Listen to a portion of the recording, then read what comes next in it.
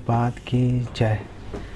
हम लोग श्रीमद् भागवतम की भूमिका पे, इंट्रोडक्शन पे चर्चा कर रहे हैं और श्रील प्रभुपाद ने बताया कि अगर भागवतम को समझना है तो किसी ऐसे व्यक्ति को देखना पड़ेगा जो भागवतम को जी रहा है खुद ही।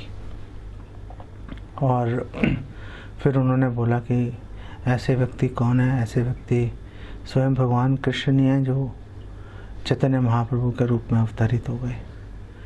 तो फिर श्रील प्रभुपाद ने भूमिका में चैतन्य महाप्रभु की पूरी जीवनी उन्होंने डिस्कस करनी शुरू कर दी। तो उसी पे चर्चा कर रहे हैं हम। ये आज भाग 3 है उसका। मंगलाचरण करते हैं और इस पे डिस्कशन आगे बढ़ाते हैं।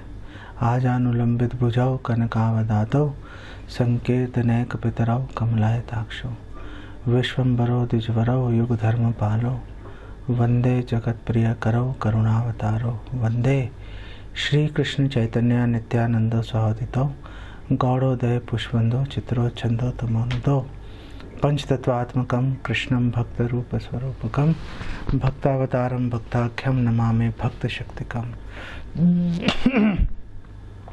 श्री कृष्ण चैतन्य प्रभु नित्यानंद श्री अद्वैत गदाधर शिवासदि गौर भक्त वृंदा।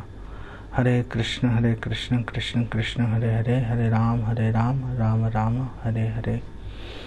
वैराग्य विद्या निज भक्ति योगा शिक्षार्थम एकः पुरुषः पुराणा। श्री कृष्ण चैतन्य शरीरधारी कृपाम्बुधिर यस् तम अहम प्रपद्ये। नमो विष्णुपादाय कृष्ण प्रेष्ठाय भूतले श्रीमते भक्ति वेदांत स्वामी नित्यानामिने नमस्ते।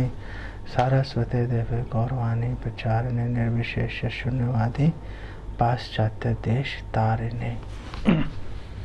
हरे कृष्णा।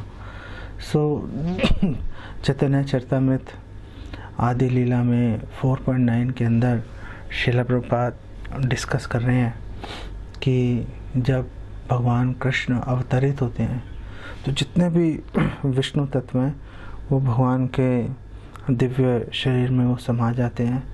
तो जब भगवान अवतरित हो रहे हैं भगवान कृष्ण, तो सारे विष्णु तत्व भगवान के साथ अवतरित होते हैं, भगवान के शरीर में रहते हैं और भगवान को लीलाओं में भगवान को असिस्ट करते हैं वो। यही बात बृहद भागवतमृत में सनातन गोस्वामी भी इसकी पुष्टि कर रहे हैं, जहाँ पे वो कह रहे हैं कि जब भगवान अवतरित होते हैं तो सभी विष्णु तत्व भगवान के साथ ही अवतरित होते हैं उनके शरीर के अंदर। जब हम बात करते हैं भगवान और उनका शरीर, तो ऐसा नहीं है कि भगवान और भगवान का शरीर अलग अलग है।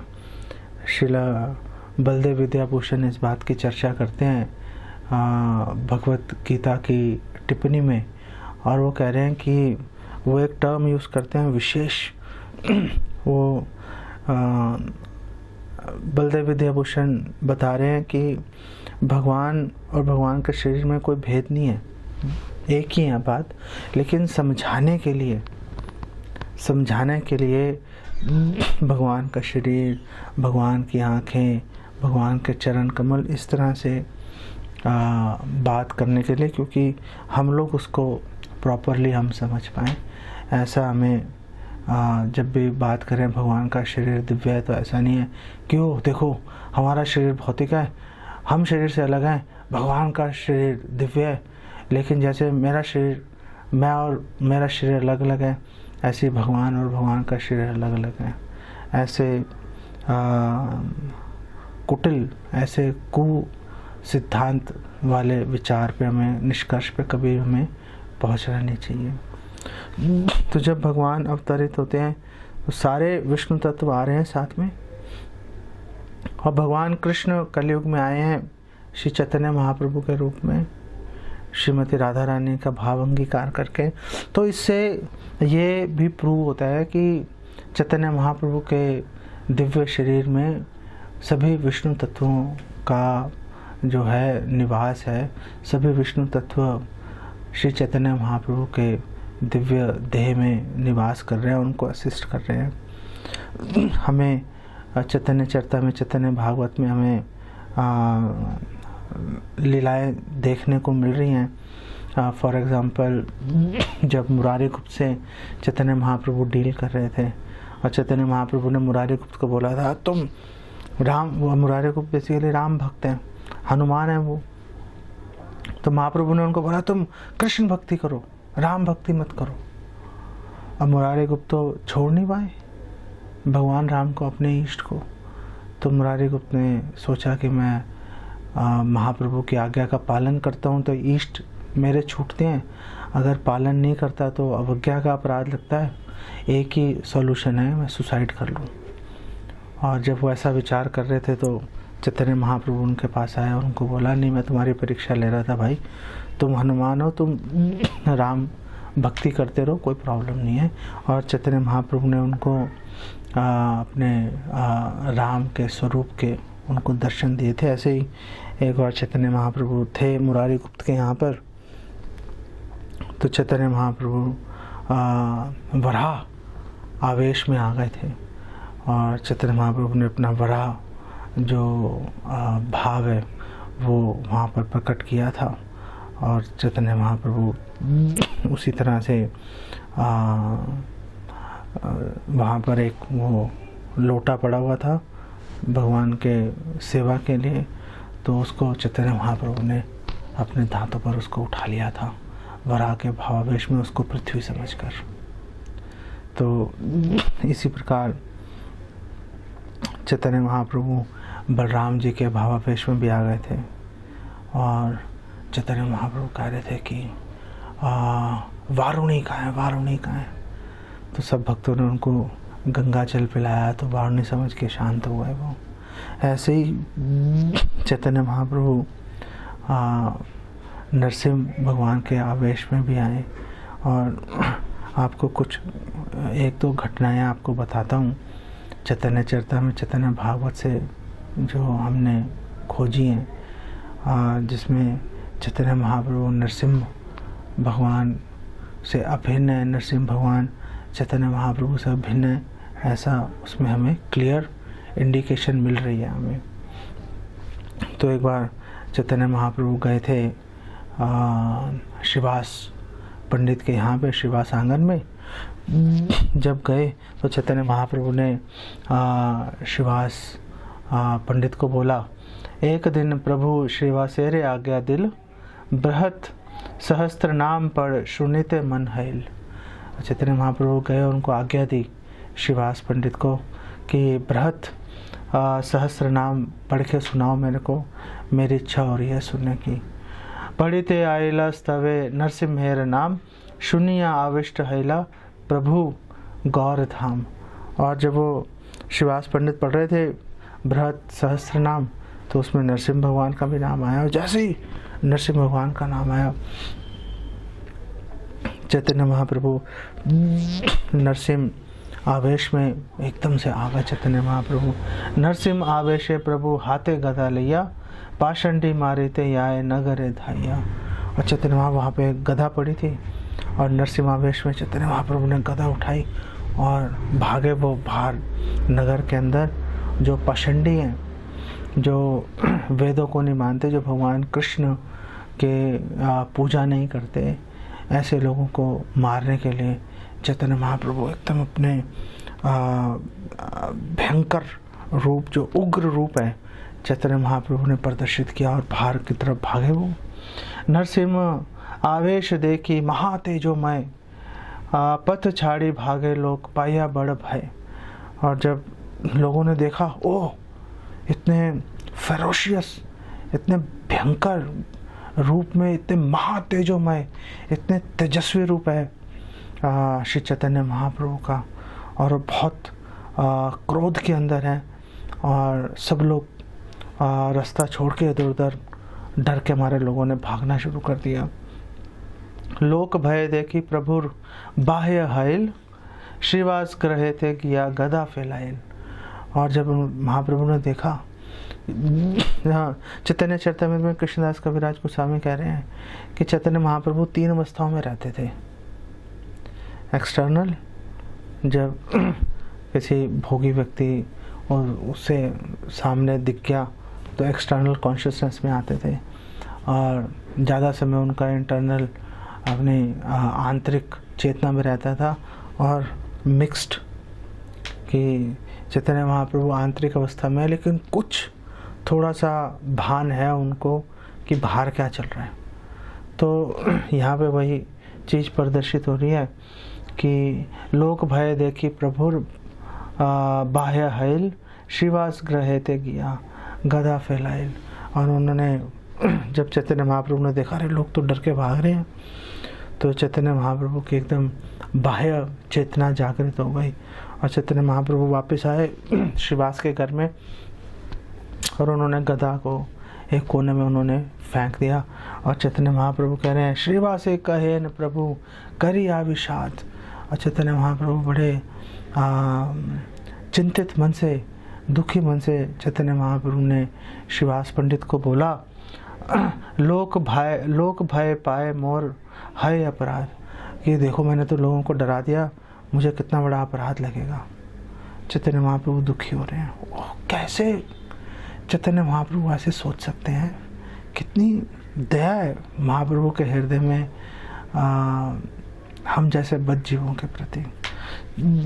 तो आगे श्रीवास ने फिर उत्तर दिया, श्रीवास कहेन प्रभु करी श्रीवास बलेन ये तुम्हार नाम ले। श्रीवास ने बोला कि हे प्रभु, जो आपका एक बार नाम भी ले लेता है, जो तार कोटि अपराध सब है क्षय, उसके करोड़ों अपराध क्षय खत्म हो जाएंगे, उसके करोड़ों अपराध। अपराध नाही कैला लोकेर निस्तार, आपने कोई अपराध नहीं किया, आपने तो लोगों का उद्धार किया है आपने। ये तो माँ देखेल तार छूटिल संसार, और जिसने भी आपके इस नरसिंह रूप के जिसने भी दर्शन किए आपके, उसका संसार विमोचन हो गया उसका, वो अब दोबारा इस संसार में कभी जन्म नहीं लेगा। आपने तो उनका उद्धार कर दिया है, आप क्यों व्यर्थ में आप चिंता कर रहे हो? चैतन्य महाप्रभु बाह्य चेतना में, आंतरिक चेतना में, मिश्रित चेतना में है। चैतन्य महाप्रभु हमेशा, उसको अर्ध बाह्य चेतना कहते हैं कि आदि चेतना चैतन्य महाप्रभु की बाह्य, आदि आंतरिक है। किसी भी चेतना में रहेंगे चैतन्य महाप्रभु हमेशा बद्ध जीवों के निस्तार, उनके उद्धार के बारे में चैतन्य महाप्रभु चिंता करते रहते थे। और श्रील प्रभुपाद भी इनकी जो ये टीकाएं हैं, इन श्लोकों की टीकाओं में चैतन्य श्रील प्रभुपाद ये बता रहे थे कि चैतन्य महाप्रभु जो है, उनका शरीर एकदम काँप रहा था और एकदम वो नरसिंह भगवान की तरह उग्र रूप में आ गए थे। आंखें उनकी एकदम लाल हो गई थी, उनके बाल, उनके रोम जो है वो शरीर के खड़े हो गए थे और वो जोर जोर से गर्जन कर रहे थे। तो ऐसा महाप्रभु का तेजोमय रूप देख के लोगों का भयभीत होना स्वाभाविक है। ऐसे ही चैतन्य महाप्रभु की लीला में हमें समाचार मिलता है कि चैतन्य महाप्रभु जब दक्षिण भारत की यात्रा कर रहे थे, तो चैतन्य महाप्रभु कुर्म क्षेत्र भ्रमण करने के बाद चैतन्य महाप्रभु गए थे जीयड़ नरसिंह भगवान के दर्शन करने के लिए। और वहाँ पर उन्होंने जीयड़ नरसिंह में कैला नरसिंह स्तवन, पथे पथे ग्रामे ग्रामे नाम प्रवर्तन। और चैतन्य महाप्रभु वहाँ गए जीयड़ नरसिंह में, और वहाँ उन्होंने श्री नरसिंहदेव भगवान की उन्होंने स्तुति उन्होंने की। और चैतन्य महाप्रभु, ये फेमस श्लोक है ही। पहले तो चैतन्य महाप्रभु जो हम सबको आती है नरसिंह आरती, वो नरसिंह आरती गाते हुए चैतन्य महाप्रभु हमेशा सिंह द्वार से महाप्रभु जगन्नाथ मंदिर में प्रवेश करते थे हमेशा। और चैतन्य महाप्रभु साथ में ये श्लोक भी गाते थे, ओम उग्रम वीरम महाविष्णुम ज्वलंतम सर्वतो मुखम नरसिंहम भीष्णम भद्रम मृत्यु और मृत्युम नमामि हम। और एक और उनकी स्तुति गाते थे, श्री नृसिंह जय नृसिंह जय जय नृसिंह प्रहलादेश जय पद्मा मुख पद्म भृंगा। तो इस प्रकार चैतन्य महाप्रभु स्तुति करते थे नरसिंह भगवान की। और जहाँ भी रास्ते में जिस भी गांव से निकल रहे थे, जिस भी रास्ते से जा रहे थे, चैतन्य महाप्रभु हरि नाम का जो है प्रचार कर रहे थे। और जीअड़ नरसिंह के दर्शन करने के बाद उसके बाद चैतन्य महाप्रभु गए थे गोदावरी नदी के तट पर, और वहाँ रामानंद राय से उनकी भेंट हुई थी। और वो एक संवाद बिल्कुल अलग है। कल उस संवाद के ऊपर संक्षेप में कुछ चर्चा करेंगे। चैतन्य महाप्रभु की लीला में कृष्णदास कविराज गोस्वामी बता रहे हैं कि चैतन्य महाप्रभु के एक पार्षद थे, भक्त, उनका नाम था प्रद्युम्न ब्रह्मचारी, और वो भगवान नरसिंह देव के अनन्य भक्त थे। और इसीलिए चैतन्य महाप्रभु ने उनका नाम चेंज कर दिया था, प्रद्युम्न ब्रह्मचारी से उनका नाम नरसिम्हानंद ब्रह्मचारी चैतन्य महाप्रभु ने रख दिया था। चैतन्य महाप्रभु जहाँ जहाँ जाते थे, नरसिम्हानंद अपने माइंड में विजुलाइज कर सकते, देख लेते थे चैतन्य महाप्रभु कहाँ जा रहे हैं। और चैतन्य महाप्रभु जहाँ जहाँ जाते थे वहाँ के आगे का रास्ता जो है, नरसिम्हानंद ब्रह्मचारी जो है पूरा रास्ता वो डेकोरेट कर देते थे, उसको सजा देते थे। रास्ते के दोनों ओर फूल लगा दिए, वृक्ष लगा देते थे, छाया कर देते थे, नदी तालाब इत्यादि वहाँ पर अपने मन में मानसिक रूप से बना देते थे। इतनी शक्ति थी नरसिम्हानंद ब्रह्मचारी में। और जब चैतन्य महाप्रभु पहली बार पुरी से जा रहे थे वृंदावन की ओर, वृंदावन पहले भी जाने की कोशिश की थी इमीडिएटली संन्यास लेने के बाद कटवा से, लेकिन वो तो नित्यानंद प्रभु ने धोखाधड़ी करके उनको शांतिपुर ले आए, और फिर शांतिपुर से माता के कहने पर वो पुरी चले गए थे।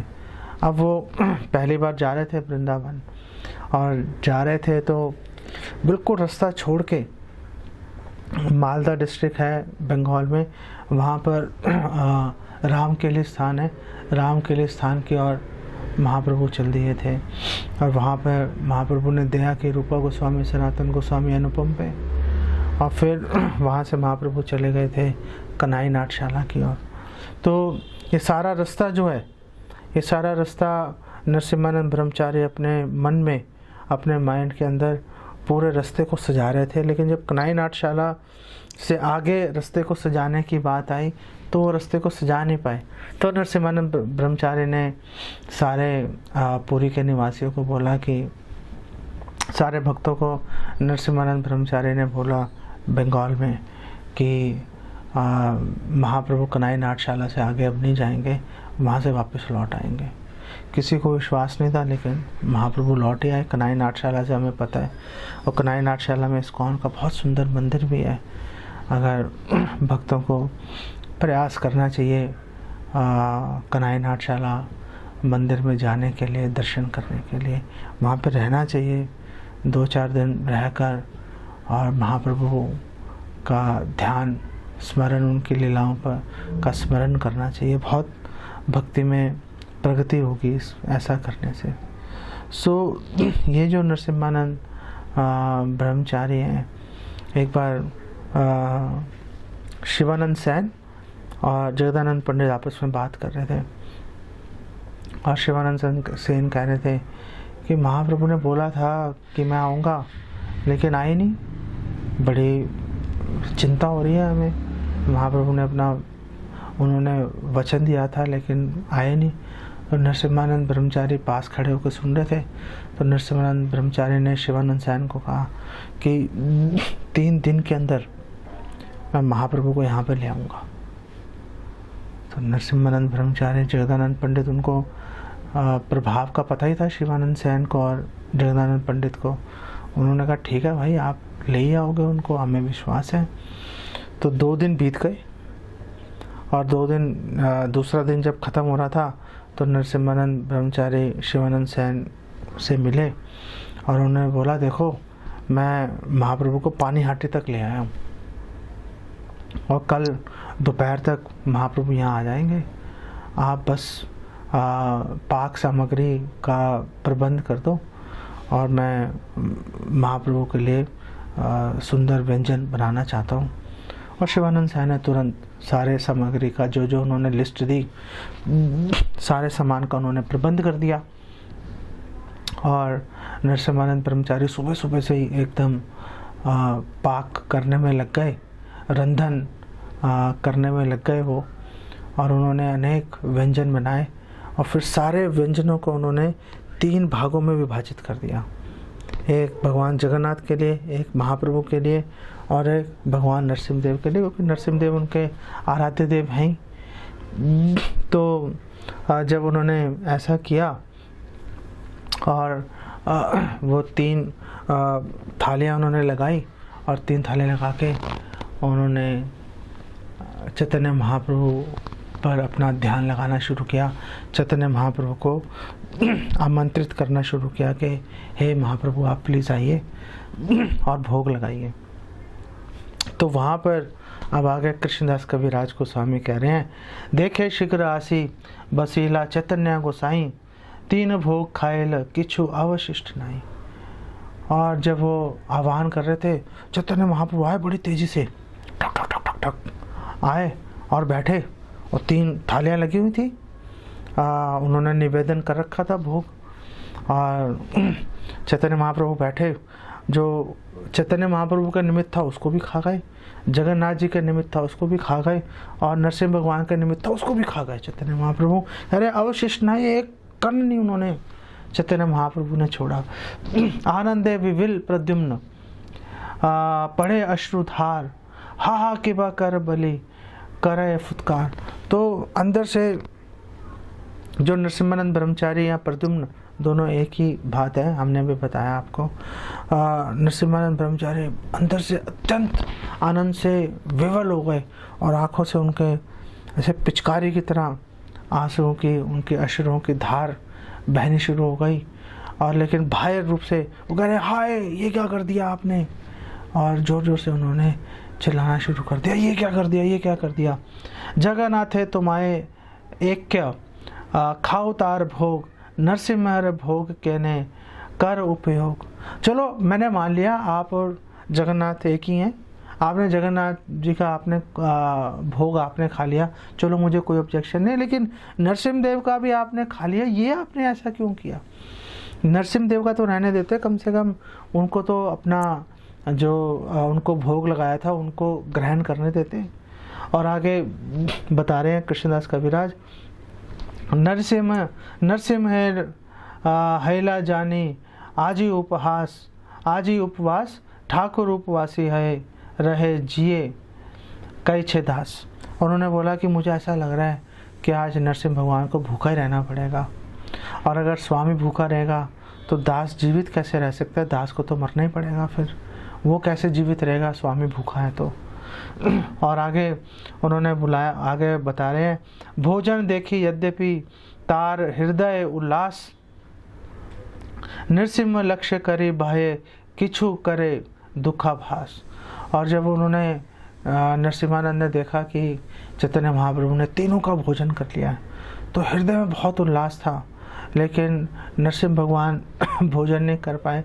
ऐसा उनके मन में विचार आने से वो दुख का आभास, ऐसा नहीं कि वास्तविक दुख था, दुख का आभास प्रकट कर रहे थे। स्वयं भगवान कृष्ण चैतन्य गोसाई, जगन्नाथ नरसिम्ह सहा किछु भेद नहीं। और वहाँ पर कृष्णदास कविराज गोस्वामी कह रहे हैं कि श्री कृष्ण चैतन्य महाप्रभु स्वयं भगवान है, परम पुमान योग। एते चाम्स कला पुंसा कृष्णस्तु भगवान स्वयं। एते चाम्स कला पुंसा कृष्णस्तु भगवान स्वयं। I don't know, I forgot. Okay. Mridyanti yuge yuge. Indrari, something Indrari, something is there. Mridyanti yuge yuge. कि एते चाम्स कला पुंसा कृष्णस्तु भगवान स्वयं। जितने भी विष्णु तत्व हैं वो भगवान के अंश या उनके अंश के अंश अर्थात कला हैं। तो यहाँ पर कृष्णदास कविराज गोस्वामी कह रहे हैं कि स्वयं भगवान कृष्णस्तु भगवान स्वयं, कि जो श्री कृष्ण चैतन्य महाप्रभु हैं, भगवान कृष्ण से अभिन्नता के कारण वो स्वयं भगवान ही हैं, और जगन्नाथ, नरसिंह और चैतन्य महाप्रभु में कोई भी भेद नहीं है। रामादि मूर्तिषु कला नियमेन तिष्ठन् नानावतारम करोद भुवनेषु किंतु कृष्ण स्वयं संभवत परम पुमान्यो गोविंदमादि पुरुषम तमहम भजामि। भगवान कृष्ण अवतरित होते हैं राम, नरसिंह इत्यादि अनेक अवतारों के अंदर, और स्वयं वो परम भगवान कृष्ण भी कभी कभी स्वयं भी अवतरित होते हैं, ऐसा ब्रह्मा जी का भाव है। तो आगे कृष्णदास कविराज गोस्वामी कह रहे हैं, यहाँ जाने बारे प्रद्युम्नेर गूढ़ हैते मन, तहाँ देखायल प्रभु करिया भोजन। और चैतन्य महाप्रभु ये दिखाना चाह रहे थे नरसिम्हानंद ब्रह्मचारी को कि नरसिंह भगवान और मुझ में कोई भेद नहीं है। ऐसा बहुत गूढ़ भावना चैतन्य महाप्रभु के हृदय में आई थी, और चैतन्य महाप्रभु उनको ये रहस्य प्रकाशित करना चाह रहे थे नरसिम्हानंद को, कि उनमें और नरसिंह भगवान में कोई भी भेद नहीं है। और ऐसा दिखाने के लिए चैतन्य महाप्रभु ने वो भोजन कर लिया, और फिर वहाँ से भोजन करने के बाद चैतन्य महाप्रभु तुरंत चले गए राघव भवन पानीहाटी राघव पंडित के पास, क्योंकि राघव पंडित भी चैतन्य महाप्रभु के लिए नित्य नूतन व्यंजन उनको भोग निवेदन करते थे। कृष्णदास कविराज गोस्वामी बताते हैं कि, और श्रील प्रभुपाद बहुत ही विस्तृत व्याख्या कर रहे हैं कि चैतन्य महाप्रभु श्रीवास आंगन में हमेशा रहेंगे, चैतन्य महाप्रभु राघव पंडित के यहाँ हमेशा रहेंगे।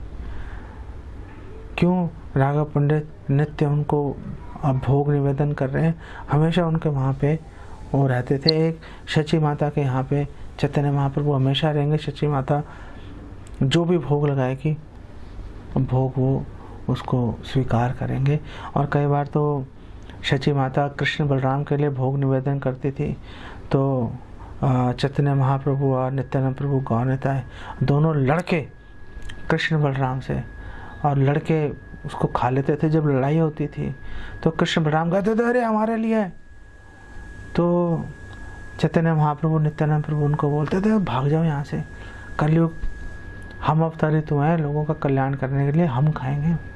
और ज़्यादा बलशाली हैं गौर निताई, क्योंकि कलयुग के अवतार हैं वो, और वो कृष्ण बलराम को परास्त करके भोजन वो भोग लगा लेते थे वो।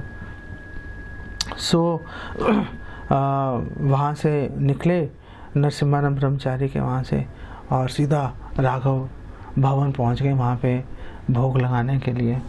ओह कैसे! ऐसे ही चैतन्य महाप्रभु को एक बार पुरी में आमंत्रित किया था सार्वभौम भट्टाचार्य ने। उस सार्वभौम भट्टाचार्य ने हज़ारों पकवान बनाए, सार्वभौम भट्टाचार्य और शठेर माता ने। तो चैतन्य महाप्रभु जब गए भोजन करने के लिए, भिक्षा ग्रहण करने के लिए अकेले गए, और गए तो सार्वभौम भट्टाचार्य की बड़ी इच्छा थी कि महाप्रभु अकेले भोजन करने आए, क्योंकि अन्य भक्त सन्यासी साथ में रहते थे तो महाप्रभु संकोच करते थे। तो सार्वभौम भट्टाचार्य के मन में यह था कि किसी तरह से चैतन्य महाप्रभु अकेले ही आ जाए बस भोजन करने के लिए। तो चैतन्य महाप्रभु ने उनकी इच्छा पूरी की। मौसम ख़राब हो गया, अकेले पहुंच गए, बाकी सब फंस गए। तो वहाँ पे पहुँचे और चैतन्य महाप्रभु ने देखा, और चैतन्य महाप्रभु बहुत प्रसन्न हुए कि तुमने भगवान कृष्ण को बहुत अच्छे से भोग लगाया है। और फिर चैतन्य महाप्रभु बैठे तो उन्होंने ढालना शुरू किया, जो है उनको भोग निवेदन उनको करना शुरू किया। तो चैतन्य महाप्रभु ने कहा अरे भैया थोड़ा थोड़ा डालो, क्या कर रहे हो? और सार्वभौम भट्टाचार्य कह रहे हैं कि मैं आपसे क्षमा चाहता हूँ कि मैं जो रूखा सूखा ही कुछ बना पाया आपसे, तो आप प्लीज़ इसको स्वीकार कर लेना। हज़ारों व्यंजन बनाया। कृष्णदास कविराज गोस्वामी कह रहे हैं मैं गिन ही नहीं सकता, मेरे में ताकत नहीं है गिनने की। वो अमोघ आया था उनका दामाद, वो तो देख के उसकी आंखें फट गई थी उसकी उसने उल्टा सीधा बोलना शुरू किया। सार्वभौम भट्टाचार्य पीटने के लिए उसको भागे थे उसके पीछे। तो वो खैर अलग बात है। चैतन्य महाप्रभु ने कहा भैया थोड़ा थोड़ा डालो, मैं मतलब कैसे खा लूँगा इतना यार, क्या कर रहे हो तुम, कुछ तो विचार करो। तो सार्वभौम भट्टाचार्य ने कहा देखो आप मेरी वंचना मत करो, आप मुझे आप प्लीज़ धोखा मत दो। मुझे पता है जगन्नाथ के रूप में आप दिन में कितनी बार खाते हो और कितना खाते हो। तो यहाँ पे आप कोई नहीं है, कोई सामने व्यक्ति नहीं है आपके आसपास, आप मेरे को धोखा मत करो और प्लीज़ आप अपने मन अनुसार, इच्छा अनुसार आप भोग लगाइए। और चैतन्य महाप्रभु थोड़ा सा खाते थे और वापस भर देते थे। सार्वभौम भट्टाचार्य थोड़ा सा खाते थे वापस भर देते थे। तो ऐसा नहीं हम सोच सकते कि वो अभी तो नरसिम्हानंद ब्रह्मचारी के यहाँ खाया था, महाप्रभु वहाँ जाके वापस राघव पंडित के यहाँ पे वापस कैसे भोग लाएंगे। महाप्रभु सब कर सकते हैं। तो महाप्रभु तो चले गए, नरसिम्हानंद पीछे उदास बैठे हुए थे। और नरसिम्हानंद ने फिर शिवानंद सायन का बोला देखो ये महाप्रभु आए और नरसिम्हा भगवान का भी, उनके हिस्से का भी भोजन करके चले गए, मेरे को और सामग्री ला के दो, मैं नरसिम्हा भगवान के लिए दोबारा जो है भोजन पकाऊंगा। तो उन्होंने दोबारा रसोई बनाई नरसिम्हा भगवान के लिए और उनको भोग लगाई। तो शिवानंद सायन मन में सोच रहे थे कि यार पता नहीं ये ऐसे भाव में आ रहा है या एक्चुअली में ऐसा हुआ है, वो बड़ी कन्फ्यूजन सी है, सामने तो कुछ दिख नहीं रहा। तो अगले साल जब सब लोग बंगाल से गए पुरी और महाप्रभु से मिले, तो महाप्रभु नरसिम्हानंद जो ब्रह्मचारी है उसके बहुत गुणगान कर रहे थे। और गुणगान करते करते महाप्रभु ने बोला देखो पिछले साल मैं गया था इसके यहाँ पर, भोग इसने निवेदन किया था, मैं तीनों का ही भोजन जो है भोग मैं अकेले खा के वहाँ से आ गया था। तो शिवानंद सायन का मन पूरी तरह से संतुष्ट हो गया। क्यों, ये वास्तव में सत्य घटना है, नरसिम्हानंद ऐसे ही हवा में बात नहीं चला रहा था। तो ये घटना बहुत ही रस से भरी हुई घटना है कि कैसे महाप्रभु अपने भक्तों पर दया करने के लिए कुछ भी महाप्रभु करने के लिए तैयार हो जाते हैं। तो जब हम नरसिम्हा भगवान की बात करते हैं तो नरसिम्हा भगवान की जो ग्लोरीज है वो जब तक हम प्रहलाद महाराज के बारे में बात नहीं करेंगे तो तब तक वो अधूरी रहेगी। वो तो बृहद भागवत में वर्णन आता है कि नरसिम्हा भगवान बार बार बोल रहे थे प्रहलाद महाराज को वरदान मांगो वरदान मांगो। तो वहाँ पर बृहद भागवत में ब्रह्मा जी बोल रहे हैं और ब्रह्मा जी कह रहे हैं पुनः पुनः वरदान दित्सुर विष्णुर मुक्तिम न याचितः भक्तिर ए व्रता ये न प्रहलादम तम नमामि अहम। और ब्रह्मा जी प्रहलाद महाराज के चरणों में प्रणाम कर रहे हैं। वो बोल रहे हैं कि भगवान विष्णु ने अनेक दफ़ा उनको वरदान देने का प्रयास किया, लेकिन प्रहलाद महाराज ने उनसे मोक्ष रूपी कोई वरदान उनसे नहीं मांगा, उनको मना कर दिया। और बल्कि उसके बदले में उन्होंने केवल अहेतु की शुद्ध भक्ति भगवान से उन्होंने मांगी। ऐसे प्रहलाद महाराज को के सामने को मैं प्रणाम करता हूँ, उनके सामने नतमस्तक होता हूँ। सो प्रहलाद महाराज को जब वो बोल रहे थे बार बार वरदान मांगने के लिए, तो प्रहलाद महाराज ने बोला था, विष्णु पुराण में ये अंकित है 1:20-38 में, और वहाँ पे प्रहलाद महाराज बोल रहे हैं नाथ योनि सहस्रेषु येषु येषु व्रजामि अहम तेषु तेषु अच्युता भक्तिर अच्युतास्तु सदा त्वयि। हे स्वामी, मैं हजारों लाखों मेरे जन्म जिस जिस योनि में भी मेरा जन्म हो और मैं इस संसार में भ्रमण करता रहूं, इधर से उधर मेरा जन्म होता रहे, आप बस मुझ पे ऐसी दया कीजिए कि किसी भी जो भी मेरा जन्म है वहाँ पर आपके प्रति, हे अच्युत, मेरी आपके प्रति अच्युत भक्ति, इनफॉलिबल, ऐसी भक्ति जो कभी भी किसी भी स्थिति में नष्ट नहीं हो सकती, उसमें कोई कमी नहीं आ सकती। मुझे ऐसा वरदान दीजिए कि मुझे ऐसी भक्ति मिले। मैं आपसे ऐसा, मेरा, अगर आप मुझे कुछ देना चाहते हैं तो आप दे दो। और नारायण भगवान को प्रहलाद महाराज ने परास्त भी कर दिया था। ऐसा वामन पुराण में वर्णन आता है कि एक बार प्रहलाद महाराज जा रहे थे नैमिषारण्य पीतवासा भगवान नारायण के दर्शन करने के लिए। तो जा रहे थे तो रास्ते में उनको एक सन्यासी दिखाई दिया, और सन्यासी ने क्षत्रिय जो वेशभूषा धारण कर रखी थी, मतलब हाथ में उनके हथियार थे, शस्त्र थे। तो प्रहलाद महाराज ने सोचा कि ये तो कोई ढोंगी लग रहा है मेरे को, और प्रहलाद महाराज ने उनको चैलेंज कर दिया, चुनौती दे दी। और प्रहलाद महाराज ने कहा, रुक जाओ भाई वहीं पे, मेरे से, मैं तुम्हें चुनौती दे रहा हूँ और मैं तुम्हें परास्त करके रहूँगा। उस सन्यासी ने कहा, ठीक है, आ जाओ, परास्त करना है, आ जाओ भैया, लड़ लेते हैं, देख लेंगे क्या होगा।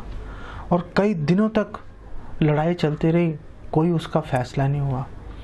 और प्रहलाद महाराज थोड़ा उनका हतोत्साहित भी हो गए, और प्रहलाद महाराज भगवान नारायण का स्मरण कर रहे थे, और उन्होंने भगवान को एक बहुत ही सुंदर फूलों का हार उनके गले में डाला। और जब फूलों का हार उनके गले में डाला तो उन्होंने एकदम देखा कि नारायण भगवान के विग्रह के साथ ही वो सन्यासी भी खड़ा हुआ है।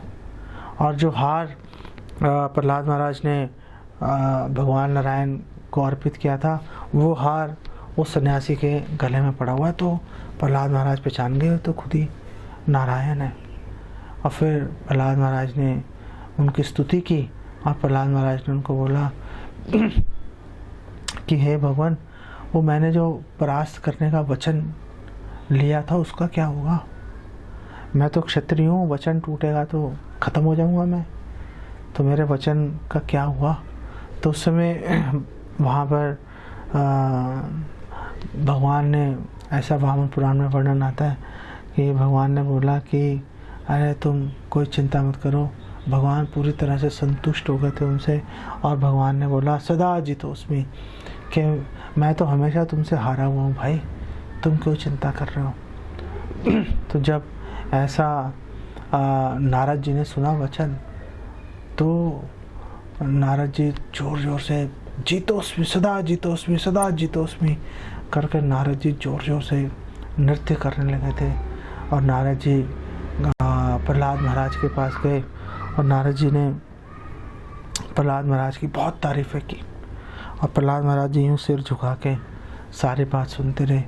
और फिर प्रहलाद महाराज ने उनको बोला कि आपको भी पता है कि आप जो मेरी तारीफ़ कर रहे हो वो एक्चुअली में सही नहीं है। आपको पता है कि मैं कितना नीच हूँ, आपको पता है कि मैं असुर कुल में जन्म हुआ है। और कई बार किसी बच्चे को कोई बड़ी उपलब्धि मिल ही जाती है, लेकिन उसके पीछे उसका हाथ नहीं होता जो उसके मार्गदर्शन है, जो कि खुद नारद जी हैं। नारद जी ने तो शिक्षा दी थी प्रहलाद महाराज की माता को जब वो गर्भस्थ थे। तो उन्होंने बोला कि इनडायरेक्टली बोला कि ग्लोरी तो आपकी है, महिमा तो आपकी है कि मुझे ऐसी दया मिल गई। और जहाँ तक आप कह रहे हो कि मुझे नरसिंह भगवान ने दर्शन दिए, अपनी गोदी में बिठाया, तो कह रहे हैं मुझे तो ये बिल्कुल एक स्वप्न की भांति लग रहा है, मेरे को बिल्कुल एक स्वप्न की भांति लग रहा है। वास्तव में तो भगवान ने मुझे धोखा दिया है, मेरे साथ धोखा हो गया। तो नारद जी ने बोला, अच्छा धोखा कैसे हो गया? तो उन्होंने बोला, देखो धोखा यूँ हुआ कि भगवान खुद ही कह रहे हैं कि मैं जिस पे दया करता हूँ उसका धन हर लेता हूँ, और भगवान ने मुझे पूरे संसार का राज्य प्रदान कर दिया। तो धोखा हुआ कि नहीं हुआ? भगवान ने एक्चुअली में मुझे धोखा दिया है, ये मुझे पूरी तरह से क्लियर है। और उन्होंने बोला कि मैं, ऐसा नहीं है कि भगवान के एक बार दर्शन कर ले, ऐसा थोड़ा ना बार बार दर्शन कर, मैं भगवान के बार बार दर्शन थोड़ा ना कर सकता हूँ, मैं, मेरे में वो ताकत ही नहीं है। तो ब्रह्मा जी ने कहा, वो तो वहाँ सुतल में है, बली महाराज के द्वारपाल बने, जाओ जाकर दर्शन कर लो। उन्होंने बोला कि वेल, आप जो कह रहे हो मैं वहाँ पे जाता हूँ, मुझे दर्शन ही नहीं होते, मुझे नहीं पता वो कहाँ पर है, मेरे को कोई आइडिया नहीं है कि भगवान कहाँ पर है। यही बात इंद्र ने भी नारद जी को बोली थी कि नारद जी ने बोला था कि देखो भगवान तो तुम्हारे हाथ से ही खा रहे हैं, और बोल रहे हैं भैया वो अपनी मर्जी से आते हैं, मर्जी से चले जाते हैं, ऐसा मतलब मैं जब उनका दर्शन करना चाहूँ मैं नहीं दर्शन कर सकता, भगवान खुद ही आ जाए तो बात बन जाती है। प्रहलाद महाराज ने भी ये बोला कि देखो नरसिंह भगवान प्रकट तो हुए थे, लेकिन वो 2 कारणों से प्रकट हुए थे। नारद जी ने कहा अच्छा भाई कौन से 2 कारण हैं कि वो प्रकट हुए थे? कितनी विनम्रता देखो आप, दीनता देखो प्रहलाद महाराज की। कह रहे देखो पहला कारण ये था कि भगवान जो है वो अपने शुद्ध भक्त ब्रह्मा जी का वचन पूरा करना चाहते थे। जो जो हिरण्याकशिपु ने जैसे जैसे वरदान मांगे थे, पूरे वरदानों को ब्रह्मा जी ने जो दिया, और ब्रह्मा जी ने उसको पूरा कर दिया था, और भगवान ने ब्रह्मा जी के सारे वरदानों को पूरा करते हुए हिरण्याकशिपु का वध किया। और उन्होंने बोला दूसरा कारण ये है, एक तो ब्रह्मा जी का वचन पूरा करना था, और दूसरा कारण ये है कि भगवान अपने पार्षदों पर ही दया करने के लिए प्रकट हो गए। जय विजय पे भगवान दया कर रहे हैं, मैं तो बीच में एक साइड रोल था मेरा, मैं तो वहाँ पे खड़ा हुआ था, चलो भगवान का दर्शन हो गए। वास्तव में तो भगवान का आदान प्रदान चल रहा था अपने पार्षदों के साथ ही, जय विजय के साथ, मेरा तो उसमें कोई रोल ही नहीं है मेरा उसके अंदर। तो और फिर प्रहलाद महाराज ने बोला कि देखो दूसरी बात ये भी है कि भगवान की जो भगवान जिस पे दया करते हैं उसका लक्षण कुछ और होता है। तो प्रहलाद महाराज ने बोला कि अच्छा अब लगे हाथ ये भी बता दो कि वो जो लक्षण है भगवान जिस पे दया करते हैं वो लक्षण क्या है? तो प्रहलाद महाराज ने बोला भगवान जिस पर विशेष दया करते हैं, निष्कपट कृपा करते हैं भगवान, उसको भगवान अपनी सेवा में नियोजित कर देते हैं, उसको सेवा देते हैं कि भाई तू सेवा कर मेरी। और फिर उन्होंने उदाहरण दिया था हनुमान जी का, और प्रहलाद महाराज ने कहा देखो हनुमान जी पे दया कर रखी है नहीं कर रखी, भगवान ने उनको अपनी सेवा में लगा रखा, उनको 24 घंटे हनुमान जी भगवान की सेवा में लगे रहते हैं। मैं तो देखो अपने घर बार में, राज्य के अंदर मैं पूरी तरह से लिप्त हूँ, मेरा भगवान से कोई वास्ता है नहीं। ऐसा प्रहलाद महाराज ने इतनी विनम्रता पूर्वक प्रहलाद महाराज ने अपने विचार नारद जी के सामने रखे। तो भगवान निश्चित रूप से प्रकट होते हैं अपने भक्तों पर दया करने के लिए। नरसिंह भगवान प्रकट हुए, हिरण्याकशिपु पर दया करने के लिए भगवान प्रकट हुए, ब्रह्मा जी के वचनों को पूरा करने के लिए भगवान प्रकट हुए, प्रहलाद महाराज के वचनों को पूरा करने के लिए, और भगवान प्रकट हुए धर्म की स्थापना करने के लिए। और भगवान जब किसी भक्त पर विशेष अनुग्रह करते हैं तो वो भक्त जो है वो फूल के गुप्पा नहीं हो जाता, वो भक्त अत्यंत विनम्र हो जाता है, और वो भक्त यही सोचता है कि देखो भगवान मुझ पर कितनी दया कर रहे हैं, और मेरी हालत देखो, मैं भगवान की इस दया का प्रतिकार नहीं कर पा रहा, मैं कितना भागा हूँ। तो ऐसा सोच के एक भक्त निरंतर बहुत ही विनीत भाव में रत रहता है, और विनीत भाव से भगवान से क्षमा प्रार्थी रहता है कि हे भगवान आप मुझे क्षमा कर दीजिए, मैं आपकी अच्छे से सेवा नहीं कर पा रहा। ये भाव अपने हृदय में लाना चाहिए। और जहाँ तक बात है कि एक किसी भक्त ने प्रश्न पूछा था कि अगर हृदय में अगर इंटेंस डिज़ायर आ जाए, अगर बहुत गाढ़ी इच्छा आ जाए भगवान की सेवा करने की, तो क्या वो पर्याप्त है? तो अगर गाढ़ी इच्छा हृदय में आ जाए भगवान की सेवा करने की, और अगर हम प्रैक्टिकली सेवा में नियोजित नहीं हो, तो फिर उसको इंटेंस डिज़ायर नहीं कहा जा सकेगा। इंटेंस डिज़ायर है तो इसका मतलब है कि आप पागल हो जाओगे बिना सेवा किए। तो जब इंटेंस डिज़ायर आएगी तो अपने आप से वो परिलक्षित हो जाएगी एक्शंस के अंदर। हमें व्यवहारिक रूप से भगवान की सेवा में संलग्न होना ही पड़ेगा। और एक भक्त भक्ति में आगे बढ़ रहा है वो दिखता है। इस बात से हम पता चला सकते हैं कि कोई भक्ति में आगे बढ़ रहा है नहीं बढ़ रहा, जब वो भक्त भगवान की सेवा करने की निरंतर नए नए अवसर ढूंढता रहता है और भक्तों से हमेशा विनम्रता से जिज्ञासा करता रहता है कि कैसे आप प्लीज़ मुझे भगवान की सेवा में नियोजित करो। मेरी इच्छा तो बहुत है भगवान की सेवा करने की, लेकिन अवसर नहीं मिल रहा।